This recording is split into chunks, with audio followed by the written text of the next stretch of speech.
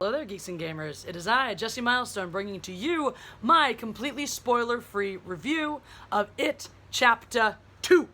And before you can say anything, because I'm noticing it, I don't know if you'll notice it, if you're wondering why my eyes look puffy, it's allergies.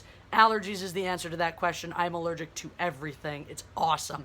Anyway, I digress. So, the first thing you need to know about It Chapter 2 is that it's just not as good as Chapter 1. So don't go in expecting that. The fact that it's so effing long might be your first clue. I don't know how much longer it was than Chapter 1. They're both pretty lengthy movies. But Chapter 2, I'll get into the nuance of it specifically. If you liked Chapter 1, one of the things you probably liked about it was how tight the storytelling is. It takes a lot of these, and I can't comment too specifically because while I've talked to many people who've read the original book, I have not. So I know that it pulls a lot of the idea and a lot of the story elements from the book while changing key details to keep things a little more streamlined, a little bit simpler. Now, Chapter 2 actually goes into in depth a little more into some of that backstory, into some of those discussions and dissections that the book deals with. Not entirely, but it does, I think, in some ways it makes sense because it justifies the way they drive the plot along, but in some ways it feels like you're getting bogged down in things that don't necessarily mean that much to the overarching plot. So my biggest complaints about It Chapter 2 were that the adults just didn't have the chemistry that the kids did. They just didn't. Everyone, I thought, in their own individual rights, did a phenomenal job. I thought the performances were great. I actually thought Bill Hader, he was one of my favorite parts. He did a phenomenal job in that role. He had a lot of focus on his character, too. I mean, they shared it around a lot. But I think, the way we really got into Bill's mind and his psyche a little more in Chapter 1. I think they just kind of let James McAvoy just kind of take that and ride that along as the older Bill. And they definitely deal with that and resolve a lot of what is brought up for his character in really nice and meaningful ways. Definitely the character in terms of the performance and in terms of the depth of the character that's staying with me is Bill Hader as Rich. So that was something, pointedly, the performances, again, very standout. I mean, there's a scene I'm thinking about now with James McAvoy, too. Two scenes in particular where he really, really digs into the character of Bill and who they set him up as from the original story to bring you these really deeply cathartic moments. Both very painful moments, one deeply, deeply cathartic moment. So that's nice. I thought Jessica Chastain's performance was solid. I don't remember the actors' names who played some of the other guys. I loved the way Ben, because he looks very different. He looks the most different from the childhood version of himself, and that's done very intentionally. But I love the way he still he captures the childlike innocence. I think in some ways the best out of any of the characters, because he has so much. He's the one who kind of holds onto a lot of the positivity from before, which is really interesting. Jessica Chastain did a perfectly good job, but I just didn't, and that especially because you have that love triangle that they start off with in Chapter 1 between Ben and Beverly and Bill, all the bees. The chemistry just wasn't there as honestly as it was when they were kids. I mean, I thought the children in that original film did an amazing job, and you really felt that really deeply, the awkward teenage romance, those awkward first crushes that were expressed really beautifully in Chapter 1. Now that we're adults, and there's just some things you lose going into adulthood. Now that we're adults, it just doesn't play the same.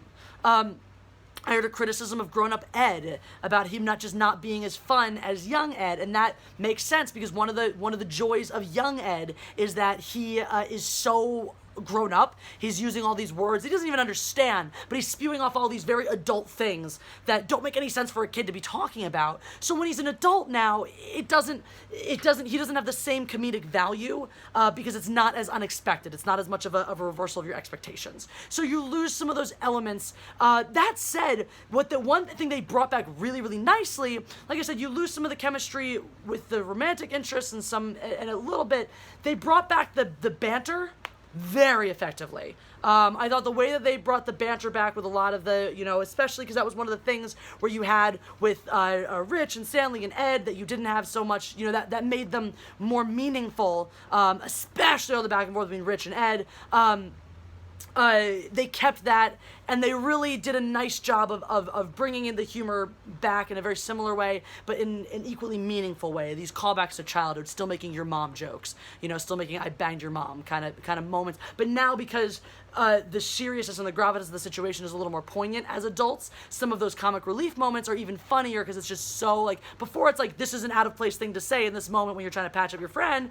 Now it's like, oh my God, we legitimately just almost died, and we really understand what that means, and we really understand what we have to lose from that, so the comic relief plays a little harder. For some people, I understand it was too much. I didn't have a problem with that. The thing with it, and a lot of Stephen King, is some of the monstering gets very ridiculous. And according to my friend, they pull back from the ridiculousness heavily. But there's a lot of just pure leaning into the ridiculousness of it, which I think is a strength of the film, actually, I do. That they're willing to just go for it with some of these crazy visuals, these bizarre transformations, really play with the CGI to create some creepy, crazy things. And all of the reality bending, I think, is a lot of fun. The moments where you're not sure what's real and what is, or you realize what isn't real, and then at the end of the scene you realize there was so much more that wasn't real than what you even realized. So some of those moments they handled really, really nicely, and nicely visually there too. So that wasn't an issue for me. The humor, the tone that way wasn't an issue for me. I think, again, your plot rambles, and one of the reasons it does, it's a weakness of the plot, which is also a strength of the storytelling, which sounds weird, but hear me out. So, and this is apparently in the book, it's chapter to chapter where they flash back and forwards between them as kids and them as adults. And so they play with that here very much, where they'll take you into a moment and then they'll flash back to when they were kids in that same place. And I think that's a very strong element in terms of your character development. Now, that chemistry that you're losing also is in part because these characters are spending a lot more time on their solo journeys in this film as well. So those are done really, really well. That development is done really, really effectively. And again, those performances, the individual performances are I think, across the board pretty stellar. And they're enhanced by those flashbacks to them as children back into those moments, that visual pairing. So in the moment, the storytelling is really nice visually because they're really using the medium, the filmic medium, to the best of their ability, flashing back and forwards like that. But you're losing continuity of story because even if those individual vignettes are built really, really strongly, it's so much. You're losing the through line a little bit. You're not always sure where we're supposed to be or why. Like, the whole plot of 2 is a little loosely held together and like, all right, so this guy told you you're supposed to go do this and do that, and now we gotta go fight the monster. Hooray, let's go. So there's definitely some crumbling in the cohesiveness of the plot and of the story in that front. So those things, I think, the meandering of the story and it's just not quite as fun with the adults as it is with the kids, even though they do have some really, really great moments, some really great humorous moments, some great comic relief moments, and great individual performances. That chemistry just doesn't have the same camaraderie, that same joy that the kids brought to the thing. So those are my big detractions from it. The movie itself is a lot of fun to watch. It's very enjoyable. It doesn't drag too much. A little bit. I don't think I was really bored at any point. Because it kind of keeps you rolling along. There's a lot of excitement. There's a lot of Pennywise popping in and having an effect on things. The heavy moments I thought were dealt with really respectfully and heavily. There are several sprinkled throughout the movie, starting from the very beginning.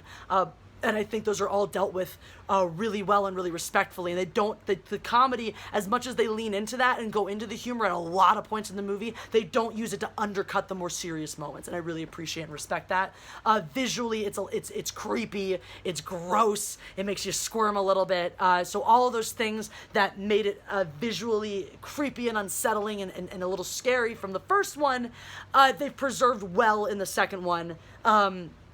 It just has some of those for me, some of those storytelling elements that detract from the overall quality of cinema. I enjoyed it very much. I highly recommend you go see it, especially if you're a fan of Chapter 1. I would say it's a very satisfying conclusion. Just as a piece of film, it's just not quite as tight. It's just not quite as quality as the first. Now, before I finish up this review, there is one moment I want to talk about specifically. It's not really spoilery because it's the very, very beginning.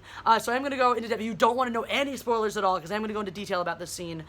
Close your ears, turn off the video, whatever. And this is something that's been been sparking a little controversy on both sides of the fence. Mostly on one side of the fence, the stupid side of the fence. And that is, the scene opens, or the movie opens, with a little flashback of when we're kids, and then we fast forward to Derry, present day, 27 years after the last time Pennywise came to town. And we have a gay couple at a fair, and they're having a good time, being two men in love, and then some kid spits on them and calls them the F word, and I don't want my video to be demonetized, I'm not gonna say it. And then they're, one of them is like, just keep you. It's very stereotypical in the way we see this, and also it's partially stereotypical because very true to life. Small town America, a higher level of intolerance than you'll see in other places. So you have this gang who hates gay people and wants to bash them, which is like honestly very true to life. There's nothing super woke in this scene.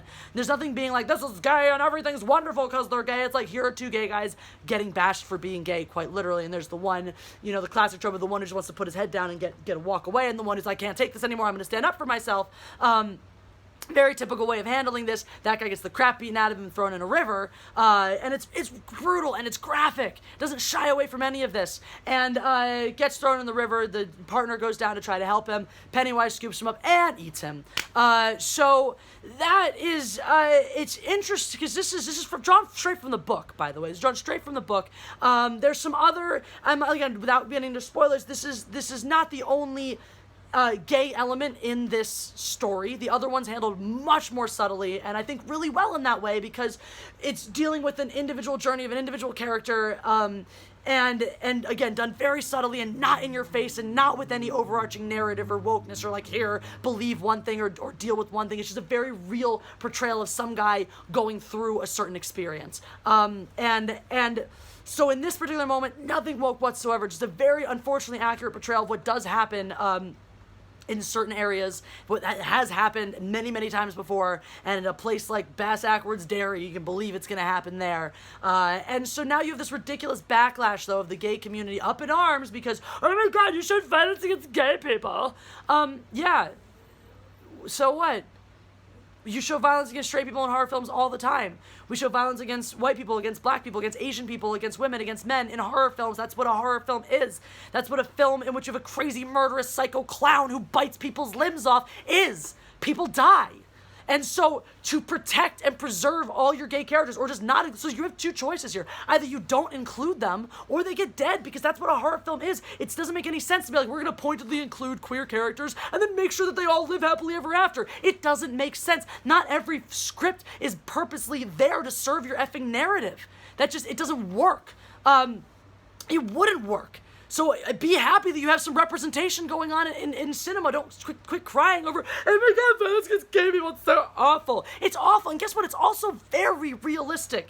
Very real to what acts up until he gets eaten by a clown. Very real to what has happened multiple times in areas of this very country and other countries. So if you're going to shy away from what's true to life just because you want to preserve some ridiculous narrative that a certain type of person needs to be lauded and protected over all else, F you. As Jeremy said before in his other video, you want special treatment, and that's not realistic. That's not what equality is. You got your equality. Here you go. Have a gay couple. Have them get off at the beginning of the horror film, just like any other people at the beginning of any horror film are. The opening sequence of 90% of horror films is some random couple getting offed. So be glad that you have some representation in a very normal way. Because that's the point, right? We want it to be normal. We want it to seem normal. Oh, the couple getting off at the beginning of the horror film. In this one, it happens to be two guys. Great. That should just be normal. Okay, cool. Two gay guys, and one of them gets dead because it's the couple at the beginning of a horror film. So, hooray. And now I want to touch on this just briefly on the other side. As I'd mentioned already before, there's nothing woke about this. And there's been a couple of murmurs here and there, not very loud ones, not very strong ones, that seem to suggest that just having gay characters makes something woke. That's idiotic. That's completely 100% stupid. Having gay characters just means you have gay characters. Having black characters doesn't make something woke. Having female characters does not make something woke.